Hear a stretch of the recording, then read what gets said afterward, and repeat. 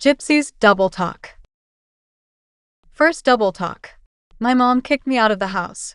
And we had to live her to be together. Has there been any news about the man that I came here with? To be honest, I don't know a thing. Okay.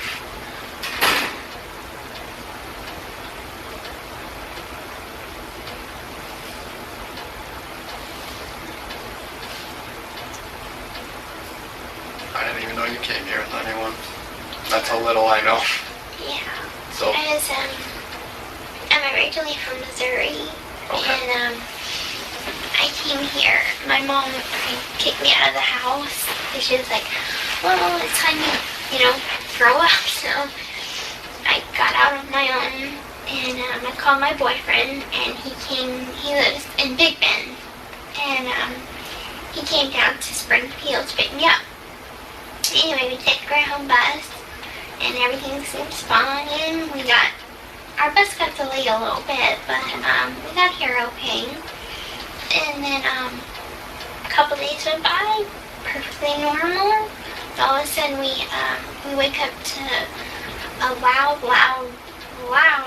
knock at the door. Mm-hmm. And like, Waukesha County Police, you're under arrest. And well, he's the only one that's under arrest. I'm not really sure why I'm here. And anyway, they took us, and I'm here.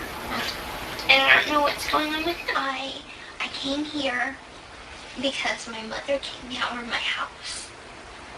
She and I were having relationship problems. I guess she wanted me to stay a little girl forever. She didn't really like my boyfriend. And she was like, pretty much, if you want to move to Wisconsin with him, fine, go. At some point, you decided to kill your mother, is that correct? Yes. When was that?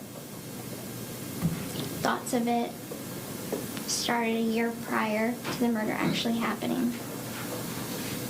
Whose idea was it to kill your mother? Mine. Why did you want to kill your mother? Because I wanted to be free of her hold on me. If it was true that your mother kicked you out of the house and she told you if you want to go to Wisconsin to be with him, then go ahead and go. Then how can you say that taking her life was the only way you could be free of her hold on you? Second double talk. I thought it was a real pew-pew. And I always knew it was a BB pew-pew. And every turn she catches me, and there's just no escape from her. So I decided to run away again, and I packed my bag and hid it under the couch.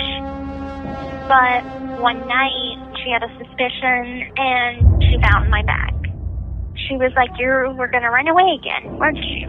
And my heart was pounding. Like a million things were going through my mind of how bad this was gonna be. And I saw her gun on the table. She normally kept the gun in the safe in her bedroom, but she had used it to practice shooting earlier that week.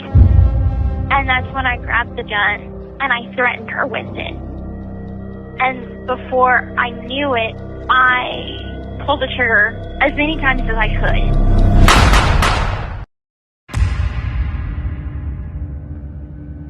When I shot my mother, I just remember thinking like, oh my God, did I just do that? What did I just do? A couple of them hit her, a couple of them hit the wall, but the wounds were superficial. They barely grazed her. That's when I realized it was a BB gun. And it made me feel relieved because I did not intend to kill her. But the point is I was shocked that I pulled the trigger at all. Here's a clip from Barely Famous podcast. And that's whenever there was a standoff, and that's whenever I shot her with the BB gun. Okay, so that is actually the next question. Oh, God. Is, why did your mom have the BB gun to begin with? Why did she buy that from Walmart? So she had bought that because she had told me it was to keep Dan away. So Did you think it was a real gun? No, I knew it was a BB gun. Okay. Which in certain documentaries and transcripts and stuff like that, some people are like, oh, well, she didn't know it was a BB gun. No, I knew it was a BB gun. Okay. So you didn't think it was going to kill her? Or no, anything? no. Okay. In Gypsy's book, My Time to Stand, we get a third version of the story. Page 84. Can't you just let me leave? Let me go? I pleaded, looking past her to the kitchen table where her favorite talisman, an old-fashioned Chinese dagger, lay. Not this again, Gypsy. I thought we moved past this. She sounded like I was begging her to let me go to the mall or to even date Dan, who wanted nothing to do with me after she told everyone that he was a pervert and a child M. I won't bother you, and you'll never see me again, I said, saying the reverse of what she wanted to hear. Rushing to the kitchen table, I swiped the dagger and grabbed a .22 caliber BB gun she picked up at Walmart. I thought if I aimed the gun at her, she'd back off. Out of fear, I pulled the trigger and offloaded 10 BBs at her, creating tiny slips in her flesh. You shot me. She backed her way into the bathroom. Double-fisted with weaponry, I followed her until I was wedged in the doorway. Give me my bag. I want to go. I came at her with the gun, now empty, and just held the dagger up while she sat on the toilet. We were at a standoff. Why wasn't the dagger ever mentioned, Gypsy, except in your book? This was your second attempt to run away, and yet your mom was not worse to you than the first time when you say she chained you to a bed for 2 weeks. This time she didn't even call the cops and charge you with attempted murder. She even made up a story that she was robbed at Walmart, and that's why she had all the marks on her arms. Third double talk. Dan was the first person I told I could walk. And Nick was the first person I told I could walk. On page 72 of Gypsy Rose's book, My Time to Stand, she states, Dan was the first person I ever told that I could walk. Here's a clip from Gypsy's interview with Dr. Phil. How do you feel about him now? I can't stand him because I went from one abusive person to another. I wish he would have been more responsible.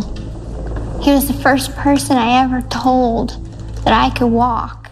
So which is it, Gypsy? Was Dan the first person you told that you could walk? Or was it Nick? There seems to be quite a few people who knew you could walk. Listen to what Nick had to say. Did you ever have to be in a wheelchair? Yes. Okay, when was that? That was only when she was living at home. Okay. Otherwise, me and maybe like five other people knew that she could walk. Number 4, double talk. I have no medical problems at all, except sometimes I have a lazy eye, but that's it. And I have a microdeletion which has caused all my medical problems. But I'm a fighter. Beginning that something here was seriously wrong. You're in a better place now. But you were wrong because it turns out not only can Gypsy walk, she says she's never been sick. Not cancer, not epilepsy, not anything. The only thing that I have wrong with me is I have a little bit of a lazy eye. Not all the time, but I have better vision in this eye than I do that eye. That's it. That's it. That's it. In texts between Alea Woodmansee and Gypsy Rose Blanchard, Gypsy wrote this. My health has been stable. They found out I have a chromosome deletion, that's why all the medical issues. But I'm a fighter. So which is it, Gypsy? Were you sick from having a chromosome disorder? Or did you only have a lazy eye sometimes? And double talk number 5. The whole pregnancy was a total surprise. And I was seeing a fertility specialist. It was completely unexpected, but we're both very excited to take on this new journey of parenthood. From an article by the Express Tribune, Blanchard noted that she had been seeing a fertility specialist due to ovulation issues. When I missed my period, I thought I was having issues with ovulation, she explained. So which is it, Gypsy? Was the pregnancy a total surprise? Or were you seeing a fertility specialist, so you were trying to get pregnant? So tell me what you think in the comments, folks. Does anything Gypsy say make sense to you? Or does it seem she can't keep track of her lies?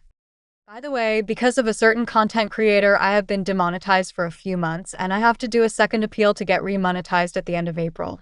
In the meantime, if you would like to support this channel, you can become a member or go to my Linktree and buy me a coffee.